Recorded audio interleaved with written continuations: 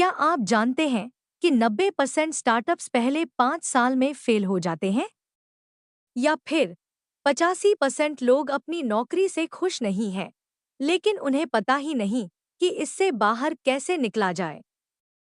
ये समस्याएं सिर्फ नंबर नहीं हैं, ये हमारे आसपास के लोगों की कहानियां हैं। अगर आप भी अपनी जिंदगी में कुछ बड़ा करना चाहते हैं, लेकिन समझ नहीं आ रहा कि कैसे शुरुआत करें, तो ये किताब आपके लिए है।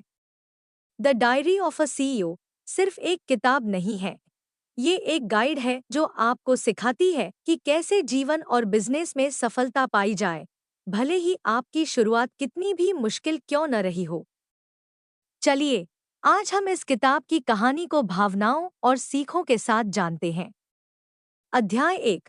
शुरुआत की कहानी। संघर्ष से सफलता तक कहानी शुरू होती है एक ऐसे व्यक्ति की जिसकी जिंदगी में कोई सिल्वर स्पून नहीं था।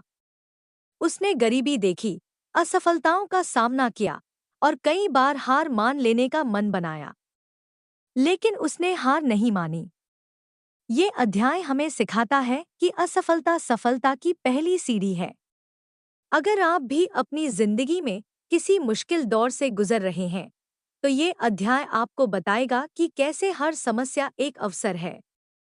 यह कहानी हमें यह दिखाती है कि जीवन में सफलता पाने के लिए संघर्ष करना कितना जरूरी है। उस व्यक्ति ने गरीबी और असफलताओं को अपनी ताकत बनाया। उसने हर मुश्किल को एक सीख के रूप में लिया और आगे बढ़ता गया। यह अध्याय हमें यह समझाता है कि असफलता कोई अंत नहीं है, बल्कि यह एक नई शुरुआत है। अगर आप भी अपनी जिंदगी में किसी मुश्किल दौर से गुजर रहे हैं, तो यह अध्याय आपको यह बताएगा कि कैसे हर समस्या एक अवसर है। समस्या। बहुत से लोग असफलता से डरते हैं और इस डर की वजह से कुछ नया करने से हिचकिचाते हैं। वे सोचते हैं कि अगर वे असफल हो गए तो लोग उन्हें क्या कहेंगे। यह डर उन्हें आगे बढ़ने से रोकता है और वे अपनी पूरी क्षमता का उपयोग नहीं कर पाते। समाधान। असफलता को एक सीख के रूप में लें। हर गलती आपको एक कदम आगे ले जाती है। जब आप असफलता को सीख के रूप में लेते हैं, तो आप उससे कुछ नया सीखते हैं और अगली बार उस गलती को दोहराने से बचते हैं। यह समझना जरूरी है कि असफलता सफलता का हिस्सा है और यह आपको मजबूत बनाती है। इस अध्याय में हमें यह भी सिखाया जाता है कि कैसे हर मुश्किल को एक अवसर में बदला जा सकता है।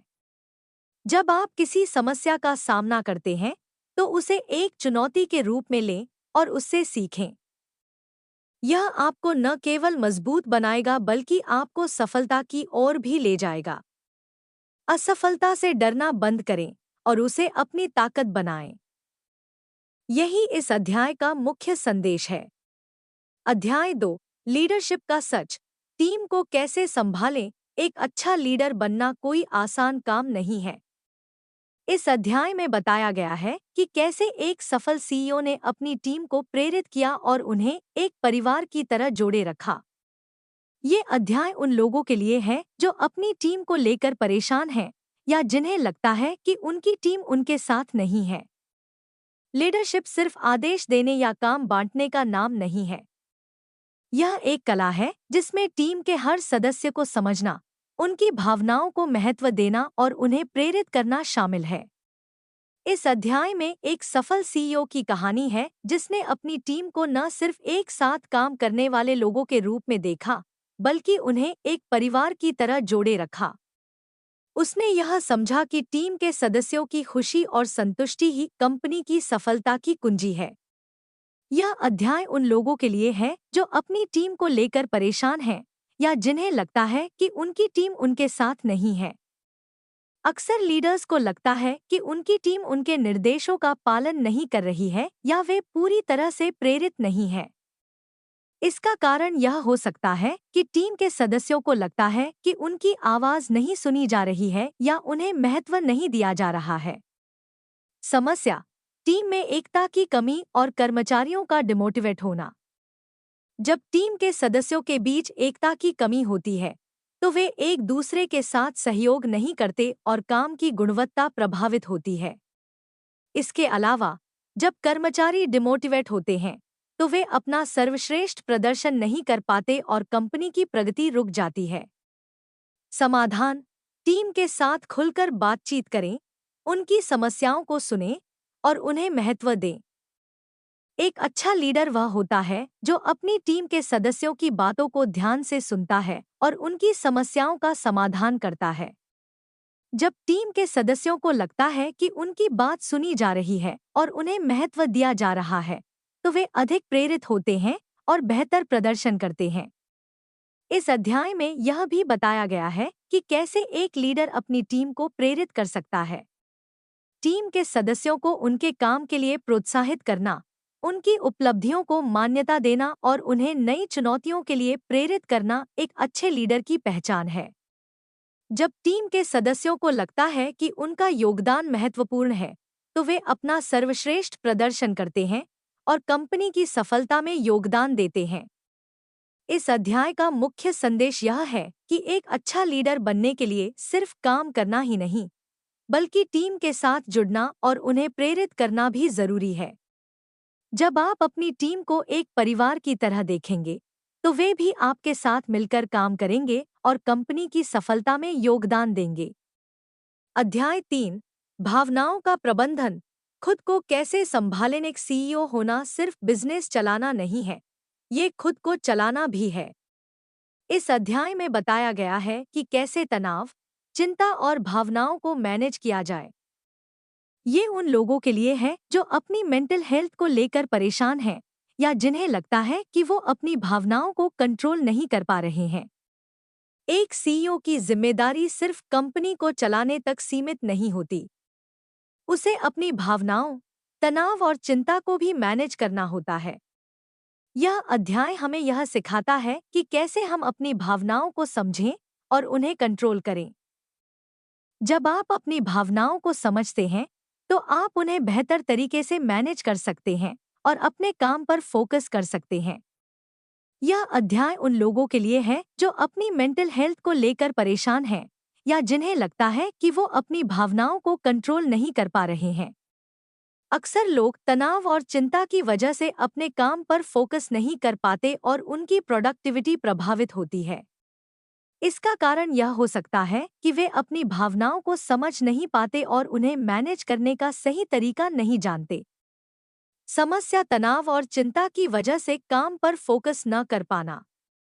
जब आप तनाव और चिंता से ग्रस्त होते हैं, तो आपका दिमाग सही तरीके से काम नहीं करता और आप अपने काम पर फोकस नहीं कर पाते। इससे न सिर्फ आपकी प्रोडक्टिविटी प्रभावित होती है, बल्कि आपकी मेंटल हेल्थ भी खराब होती है। समाधान: रोजाना मेडिटेशन और सेल्फ केयर को अपनी जिंदगी का हिस्सा बनाएं। मेडिटेशन आपको तनाव और चिंता से मुक्त करने में मदद करता है। यह आपके दिमाग को शांत करता है और आपको अपने काम पर फोकस करने में मदद करता है। इसके अलावा सेल्फ केयर भी बहुत जरूरी है। अपनी जिंदगी में सेल्फ केयर को प्राथमिकता दें और अपनी मेंटल हेल्थ का ख्याल रखें। इस अध्याय में यह भी बताया गया है कि कैसे आप अपनी भावनाओं को समझ सकते हैं और उन्हें मैनेज कर सकते हैं। जब आप अपनी भावनाओं को समझते हैं, तो आप उन्हें बेहतर तरीके से मैनेज कर सकते हैं और अपने काम पर फोकस कर सकते हैं। इसके लिए जरूरी है कि आप रोजाना कुछ समय अपने लिए निकालें और अपनी भावनाओं को समझने की कोशिश करें। इस अध्याय का मुख्य संदेश यह है कि अपनी भावनाओं को समझना और उन्हें मैनेज करना बहुत जरूरी है। जब आप अपनी भावनाओं को समझते हैं और उन्हें मैनेज करते हैं, तो आप अपने काम पर बेहतर तरीके से फोकस कर सकते हैं और अपनी मेंटल हेल्थ का ख्याल रख सकते हैं। इस अध्याय में यह भी बताया गया है कि कैसे आप अपनी जिंदगी में संतुलन बना सकते हैं। जब आप अपनी जिंदगी में संतुलन बनाते हैं, तो आप अपने काम और अपनी पर्सनल लाइफ दोनों को बेहतर तरीके से मैनेज कर सकते हैं। इसके लिए जरूरी है कि आप अपनी जिंदगी में सेल्फ केयर को प्राथमिकता दें और अपनी मेंटल हेल्थ का ख्याल रखें। इस अध्याय का अंतिम संदेश यह है कि अपनी भावनाओं को समझना और उन्हें मैनेज करना बहुत जरूरी है। जब आप अपनी भावनाओं को समझते हैं और उन्हें मैनेज करते हैं, तो आप अपने काम पर बेहतर तरीके से फोकस कर सकते हैं और अपनी मेंटल हेल्थ का ख्याल रख सकते हैं। अध्याय 4, ग्रोथ माइंडसेट, खुद को कैसे बेहतर बनाएंगे। अध्याय हमें सिखाता है कि कैसे हर दिन खुद को बेहतर बनाया जाए, चाहे वो नई स्किल्स सीखना हो या अपनी कमजोरियों पर काम करना। ये उन लोगों के लिए है जो सोचते हैं कि वो अपनी लिमिटेशंस से बंधे हुए हैं। ग्रोथ माइंडसेट का मतलब है कि आप हमेशा सीखने और बढ़ने के लिए तैयार रहें। यह अध्याय हमें यह समझाता है कि कैसे हम अपनी क्षमताओं को पहचानें और उन्हें और बेहतर बनाएं। चाहे वो नई स्किल्स सीखना हो, अपनी कमजोरियों पर काम करना हो या फिर अपने लक्ष्यों को हासिल करने के लिए नई रणनीतियां बनाना हो, यह अध्याय हमें यह सिखाता है कि कैसे हम हर दिन खुद को बेहतर बना सकते हैं। यह अध्याय उन लोगों के लिए है जो सोचते हैं कि वो अपनी लिमिटेशंस से बंधे हुए हैं। अक्सर लोग यह मान लेते हैं कि उनकी क्षमताएं सीमित हैं और वे उनसे आगे नहीं बढ़ सकते। यह सोच उन्हें आगे बढ़ने से रोकती है और वे अपनी पूरी क्षमता का उपयोग नहीं कर पाते। समस्या, खुद को लिमिटेड समझना और ग्रोथ न कर पाना। जब आप खुद को लिमिटेड समझते हैं, तो आप नई चीजें सीखने और अपनी क्षमताओं को बढ़ाने से डरते हैं। यह डर आपको आगे बढ़ने से रोकता है और आप अपनी पूरी क्षमता का उपयोग नहीं कर पाते। समाधान, हर दिन कुछ नया सीखें और अपने कंफर्ट जोन से बाहर निकलें। जब आप हर दिन कुछ नया सीखते हैं, तो आप अपनी क्षमताओं को बढ़ाते हैं और अपने लक्ष्यों को हासिल करने के लिए तैयार होते हैं। इसके अलावा, जब आप अपने कंफर्ट जोन से बाहर निकलते हैं, तो आप नई चुनौतियों का सामना करते हैं और अपनी क्षमताओं को और बेहतर बनाते हैं। इस अध्याय में यह भी बताया गया है कि कैसे आप अपनी कमजोरियों पर काम कर सकते हैं। जब आप अपनी कमजोरियों को पहचानते हैं और उन पर काम करते हैं, तो आप उन्हें अपनी ताकत में बदल सकते हैं। इसके लिए जरूरी है कि आप अपनी कमजोरियों को स्वीकार करें और उन्हें सुधारने के लिए मेहनत करें। इस अध्याय का मुख्य संदेश यह है कि ग्रोथ माइंडसेट रखना बहुत जरूरी है। जब आप ग्रोथ माइंडसेट रखते हैं, तो आप हमेशा सीखने और बढ़ने के लिए तैयार रहते हैं। यह आपको न केवल अपनी क्षमताओं को बढ़ाने में मदद करता है, बल्कि आपको अपने लक्ष्यों को हासिल करने के लिए भी प्रेरित करता है। इस अध्याय में यह भी बताया गया है कि कैसे आप अपने लक्ष्यों को हासिल कर सकते हैं। जब आप अपने लक्ष्यों को स्पष्ट रूप से परिभाषित करते हैं और उन्हें हासिल करने के लिए मेहनत करते हैं, तो आप उन्हें हासिल कर सकते हैं। इसके लिए जरूरी है कि आप अपने लक्ष्यों को छोटे छोटे कदमों में बांटें और उन्हें एक एक करके हासिल करें। इस अध्याय का अंतिम संदेश यह है कि ग्रोथ माइंडसेट रखना बहुत जरूरी है। जब आप ग्रोथ माइंडसेट रखते हैं, तो आप हमेशा सीखने और बढ़ने के लिए तैयार रहते हैं। यह आपको न केवल अपनी क्षमताओं को बढ़ाने में मदद करता है, बल्कि आपको अपने लक्ष्यों को हासिल करने के लिए भी प्रेरित करता है। इस अध्याय में यह भी बताया गया है कि कैसे आप अपनी जिंदगी में संतुलन बना सकते हैं।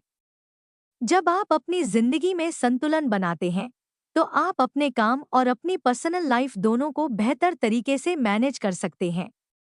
इसके लिए जरूरी है कि आप अपनी जिंदगी में सेल्फ केयर को प्राथमिकता दें और अपनी मेंटल हेल्थ का ख्याल रखें। इस अध्याय का अंतिम संदेश यह है कि ग्रोथ माइंडसेट रखना बहुत जरूरी है। जब आप ग्रोथ माइंडसेट रखते हैं, तो आप हमेशा सीखने और बढ़ने के लिए तैयार रहते हैं। यह आपको न केवल अपनी क्षमताओं को बढ़ाने में मदद करता है, बल्कि आपको अपने लक्ष्यों को हासिल करने के लिए भी प्रेरित करता है। अध्याय 5, सफलता का असली मतलब, पैसा या खुशी। आखिरी अध्याय हमें सफलता के असली मतलब के बारे में बताता है। क्या सफलता सिर्फ पैसा कमाने के बारे में है या फिर खुश रहने के बारे में? ये अध्याय उन लोगों के लिए है जो सफल तो हैं, लेकिन खुश नहीं हैं। सफलता का मतलब क्या है? क्या यह सिर्फ पैसा कमाने और मटेरियल चीजों को जमा करने के बारे में है? या फिर यह खुशी, संतुष्टि और आंतरिक शांति के बारे में है? यह अध्याय हमें यह समझाता है कि सफलता का असली मतलब क्या है और कैसे हम इसे हासिल कर सकते हैं। यह अध्याय उन लोगों के लिए है जो सफल तो हैं, लेकिन खुश नहीं हैं। अक्सर लोग पैसा कमाने और अपने करियर में सफल होने के पीछे भागते हैं, लेकिन जब वे इसे हासिल कर लेते हैं, तो उन्हें लगता है कि उनकी जिंदगी में कुछ कमी है। वे खुश नहीं हैं और उन्हें लगता है कि उनकी सफलता अधूरी है। समस्या: पैसा होने के बावजूद खुशी की कमी। जब आप पैसा कमा लेते हैं और मटेरियल चीजों को हासिल कर लेते हैं, तो आपको लगता है कि आपकी जिंदगी में कुछ कमी है। आप खुश नहीं हैं और आपको लगता है कि आपकी सफलता अधूरी है। समाधान: खुशी को अपनी प्राथमिकता बनाएं और जिंदगी के छोटे छोटे पलों को एंजॉय करें। जब आप खुशी को अपनी प्राथमिकता बनाते हैं, तो आप अपनी जिंदगी के छोटे छोटे पलों को एंजॉय करना शुरू कर देते हैं। यह आपको न केवल खुश करता है, बल्कि आपकी जिंदगी को और भी सार्थक बनाता है। इस अध्याय में यह भी बताया गया है कि कैसे आप अपनी जिंदगी में संतुलन बना सकते हैं। जब आप अपनी जिंदगी में संतुलन बनाते हैं, तो आप अपने काम और अपनी पर्सनल लाइफ दोनों को बेहतर तरीके से मैनेज कर सकते हैं। इसके लिए जरूरी है कि आप अपनी जिंदगी में सेल्फ केयर को प्राथमिकता दें और अपनी मेंटल हेल्थ का ख्याल रखें। इस अध्याय का मुख्य संदेश यह है कि सफलता का असली मतलब खुशी और संतुष्टि है। जब आप खुशी को अपनी प्राथमिकता बनाते हैं, तो आप अपनी जिंदगी के छोटे छोटे पलों को एंजॉय करना शुरू कर देते हैं। यह आपको न केवल खुश करता है, बल्कि आपकी जिंदगी को और भी सार्थक बनाता है। इस अध्याय में यह भी बताया गया है कि कैसे आप अपनी जिंदगी में संतुलन बना सकते हैं। जब आप अपनी जिंदगी में संतुलन बनाते हैं, तो आप अपने काम और अपनी पर्सनल लाइफ दोनों को बेहतर तरीके से मैनेज कर सकते हैं। इसके लिए जरूरी है कि आप अपनी जिंदगी में सेल्फ केयर को प्राथमिकता दें और अपनी मेंटल हेल्थ का ख्याल रखें। इस अध्याय का अंतिम संदेश यह है कि सफलता का असली मतलब खुशी और संतुष्टि है। जब आप खुशी को अपनी प्राथमिकता बनाते हैं, तो आप अपनी जिंदगी के छोटे छोटे पलों को एंजॉय करना शुरू कर देते हैं। यह आपको न केवल खुश करता है, बल्कि आपकी जिंदगी को और भी सार्थक बनाता है। इस अध्याय में यह भी बताया गया है कि कैसे आप अपनी जिंदगी में संतुलन बना सकते हैं। जब आप अपनी जिंदगी में संतुलन बनाते हैं, तो आप अपने काम और अपनी पर्सनल लाइफ दोनों को बेहतर तरीके से मैनेज कर सकते हैं।